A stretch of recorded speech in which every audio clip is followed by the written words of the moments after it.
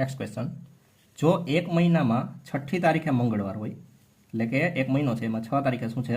મંગળવાર છે, તો 12મી અને 18મી તારીખે અનુક્રમે કયો વાર આવશે? તો આ તો ઇઝી કેલ્ક્યુલેશન છે, બરાબર.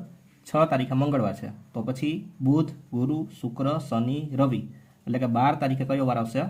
સોમવાર આવશે, બરાબર. પછી 18મી તારીખે તમારે જોવાનું છે, તો અહીંયા સોમવાર છે તો મંગળ, બુધ, ગુરુ, શુક્ર, શનિ અને રવિ. ઇટ મીન્સ કે 18 તારીખે કયો વાર આવશે? રવિવાર આવશે. તો આપણી પાસે આન્સર છે સોમ અને રવિ. તો સોમ અને રવિ ક્યાં છે આન્સરમાં? તો સોમ અને રવિ છે એ ક્યાં છે? ઓપ્શન્સ બી. ક્લિયર? 12 તારીખે સોમવાર અને 18 તારીખે રવિવાર.